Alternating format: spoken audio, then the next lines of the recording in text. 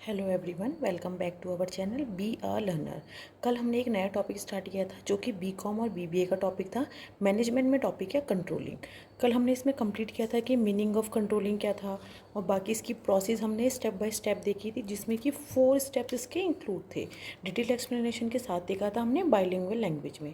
आज हम उसी के आगे बढ़ रहे हैं, जिसमें कि आज हम देखने वाले हैं nature of controlling and the characteristics of controlling. तो स्टार्ट करते हैं नेचर ऑफ कंट्रोलिंग से, जिसमें कि इसका फर्स्ट पॉइंट है controlling is a goal oriented, यानी लक्ष्य को प्राप्ति करने वाला। Controlling is a good goal oriented function of management. Controlling क्या है? मैनेजमेंट का गोल ओरिएंटेड एक फंक्शन है।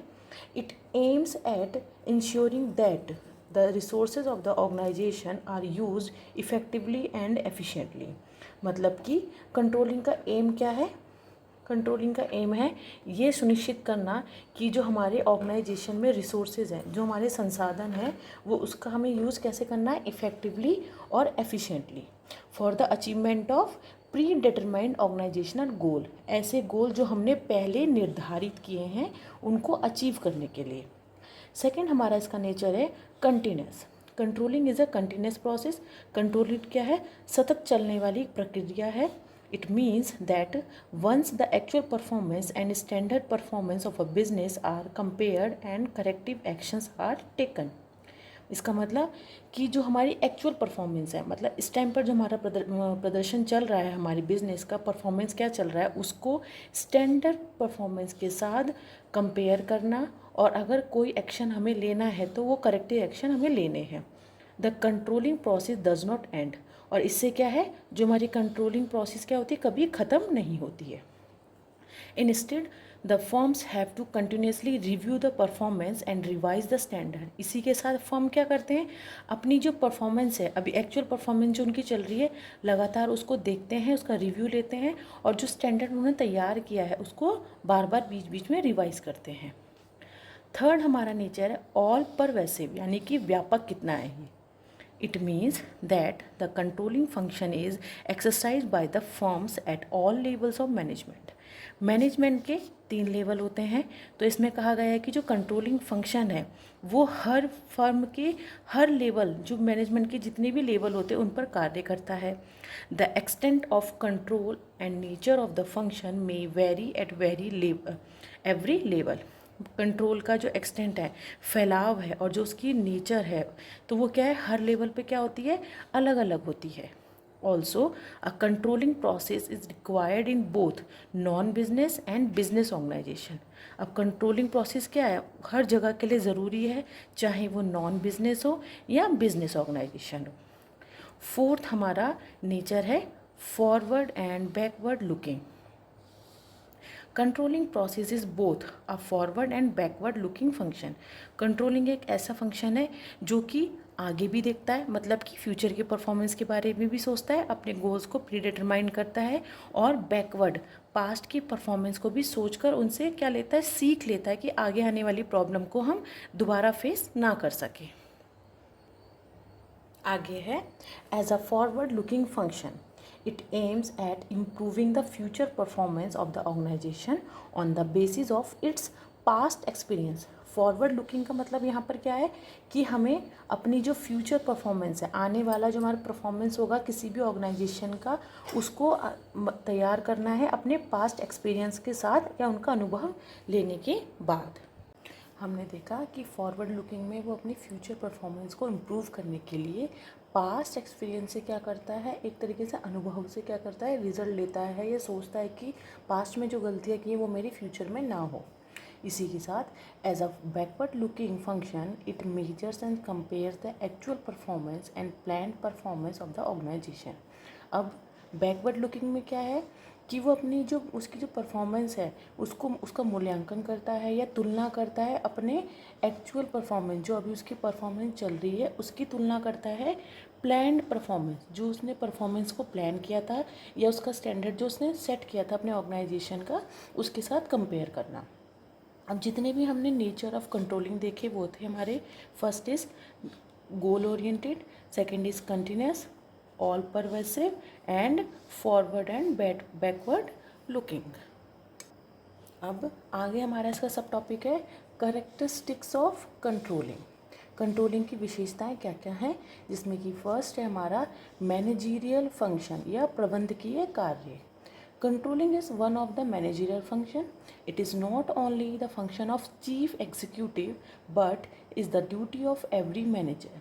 इन्होंने बोला है कि कंट्रोलिंग क्या है, सिर्फ एक चीफ एग्जीक्यूटिव मतलब कि जो मैनेजमेंट का टॉप लेवल होता है उसके चीफ एग्जीक्यूटिव का फंक्शन नहीं है. ये क्या है, ड्यूटी है एवरी मैनेजर, यानी कि हर लेवल के जो मैनेजर होते हैं उनकी एक ड्यूटी है. A manager is responsible for whatever work is assigned to him. एक जो मैनेजर होता है वो उसका दायित्व होता है कि उसको कौन कौन से कार्य क्या है असाइन किए गए हैं, उसके क्या है दायित्व होता है कि अपना कार्य पूरा करे. He will control the performance of his subordinates for ensuring the accomplishment of goal. अब मैनेजर को क्या है, मैनेजर क्या है अपने subordinates के क्या करता है, परफॉर्मेंस को कंट्रोल करता है, जिससे कि वो ये सुनिश्चित कर सके कि जो उसने गोल या जो उसके प्री डिटरमाइंड गोल हैं उसका अकम्पलिशमेंट हो सके. सेकंड है forward looking. Controlling is forward looking, ये आगे की तरफ ध्यान देता है. Controlling past is already gone, जो पास्ट तो चला गया, thus can not be control, और जिसको हम कंट्रोल नहीं कर सकते थे. Measures can be devised to control future activities only.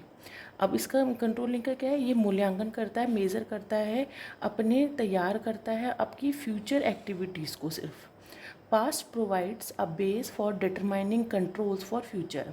अब जो चीज़ हमारी पास्ट में हुई है वो क्या करता है, हमें एक तरीके का आधार प्रदान करता है जिससे कि हमारी फ्यूचर को एक्टिविटीज़ को हम कंट्रोल कर सकें. The manager will study the past performance in order to find out the reason for low results.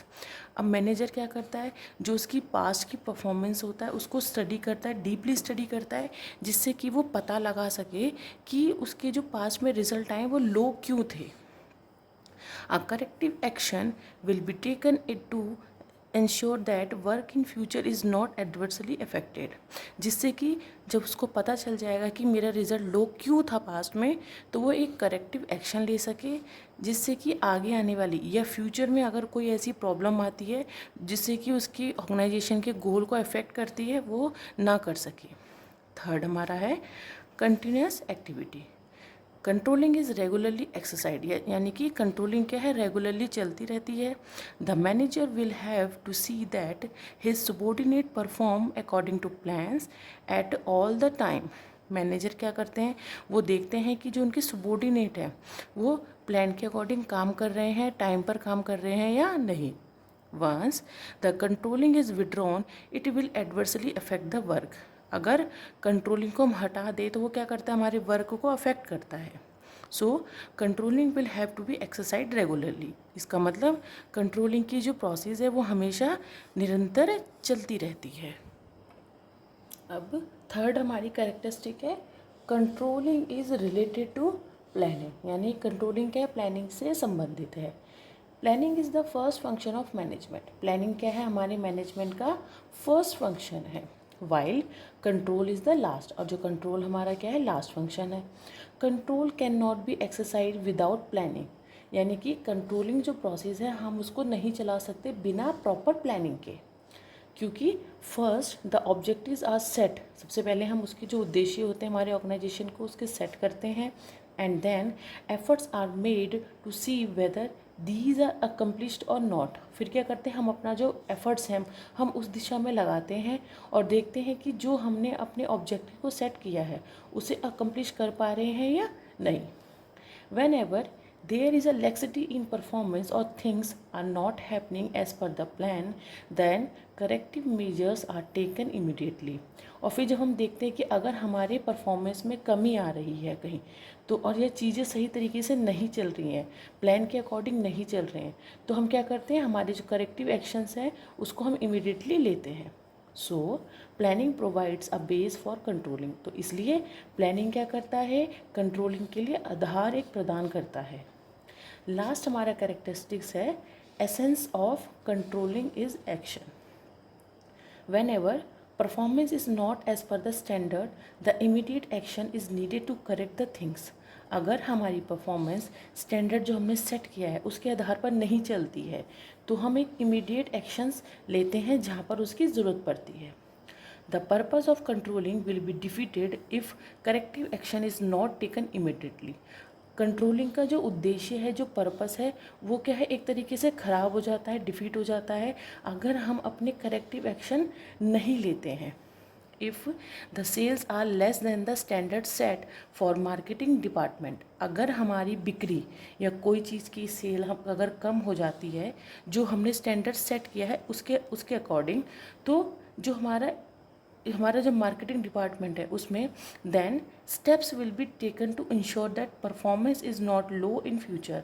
तो हम क्या करते हैं, हमारे आगे आने वाले स्टेप्स में हम ये सुनिश्चित करते हैं कि हमारी जो परफॉर्मेंस होने वाली है वो बिल्कुल लो ना हो हमारे फ्यूचर में। If no such steps are taken then there will be a lack of control. अगर हम वो सब स्टेप्स नहीं लेंगे तो हमारी कंट्रोलिंग प्रोसेस में क्या आ जाएगी, कमी आ जाएगी। तो ये था आज का हमारा वीडियो जिसमें कि हमने देखा कंट्रोलिंग के characteristics and then nature of the controlling. Detail explanation के साथ देखा है बाइलैंग्वेज लैंग्वेज में, जिसका वीडियो मेरे चैनल पे अपलोड कर दिया मैंने, आप वहाँ से देख सकते हैं। और वीडियो कैसा लगा प्लीज़ बताइएगा। वीडियो पसंद आए तो लाइक शेयर एंड सब्सक्राइब कीजिएगा। Thank you.